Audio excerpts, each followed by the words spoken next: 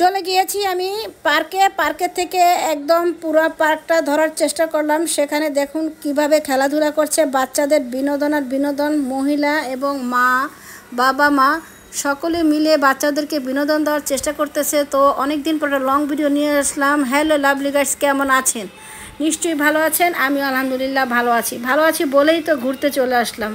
আপনাদের সকলের ভালোবাসা নেওয়ার জন্য আজকে অনেক দিন পরে লং ভিডিও দিলাম। তো সেখানে দেখুন বাচ্চাদের আসলে ছোটোবেলার এগুলো দেখে ছোটোবেলার কথা মনে পড়ে গেল যে অনেকটা মিস হয়ে গেল। আসলে ছোটোবেলার দিনগুলোই ভালো ছিল। বড় হয়ে এখন আর এই দিনগুলো এখন আর ভালো লাগে না। ছোট্টবেলা এদেরকে এরা যখন বড় হয়ে যাবে তখন এরাও এই ছোটোবেলার দিনগুলো মনে করবে। এটাই হচ্ছে বাস্তব জীবন। তো বাস্তব জীবনের আমাদের অনেক কিছুই ঘটে, অনেক কিছু হয়, অনেক কিছু এখানে আছে।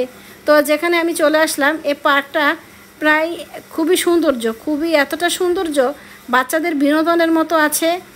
তারপরে হচ্ছে আপনি পরিবেশ প্রকৃতি মিলিয়ে সব কিছু আমার খুব ভালো লাগে। তো আমি প্রায় এই পরিবেশের ভিতরে আসি। এখানে আসলে ভিডিও বানাতে আমার একটু সুবিধা হয়। এখানে আছে মনোরম পরিবেশ আছে। দেখুন একজন ঝুলে আছে, বাবা ধরে দাঁড়িয়ে আছে। আসলে মা বাবার যে এতটা শ্রম সেটা সন্তানরা কখনোই শোধ করতে পারবে না। তবে বর্তমানে তো সেই ঋণ এখন বলেই না। বিয়ে করার পর আর বাবা মার কথা মনেই থাকে না। দেখুন বাচ্চাদের বিনোদন দেয়। তো সকলেরই আপনি যতটুকু করবেন ততটুকু পাবেন। আপনি আপনার বাবা মার জন্য কর্তব্য পালন করে যাবেন।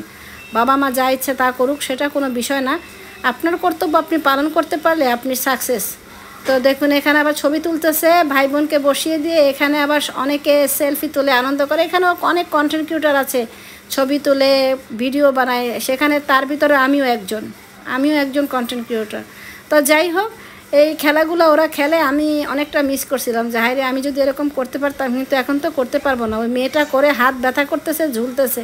আসলে মেয়েদের হাত আর ছেলেদের হাত তো এক না। তো যাই হোক, ব্যথা তো পাবি। এগুলো ঝুলতে হলে অনেক শক্তির প্রয়োজন আছে। আর মেয়েদের শক্তি খুবই কম, ছেলেরা শক্তি খুবই বেশি হয়। তো যাই হোক, তারপরে প্রতিটা মা, প্রতিটা বাচ্চা, প্রতিটা বাবা, তারপরে কোনো দাদা দাদি আছে, এরা সবাই এখানে বিনোদনের জন্য বাচ্চাদের নিয়ে আসে। আমার এতটা ভালো লেগেছে। আপনাদের কেমন লেগেছে আপনারা কমেন্ট বক্সে জানাবেন তো বন্ধুরা। তারপরে আমি এখান থেকে একটু এদিকে চলে আসলাম। এদিকে আবার যে মাঠের মতো অনেকে খেলাধুলা করতেছে।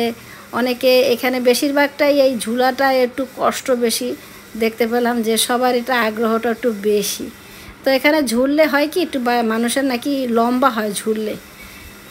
তারপরে এখানেও দেখলাম যে সবাই অনেক, আমার ইচ্ছা করছিল একবার যে আমি একটু স্লিপ করে এখান থেকে পিছলে পড়ি, কিন্তু আমি এটার ভিতর দিয়ে হয়তো বের হতে পারবো না। তারপরে এখানে বের হয়ে এসে একটা পেঁপে গাছ আছে পার্কে। এটা হচ্ছে সরকারি পার্ক যেটাকে বলা হয়।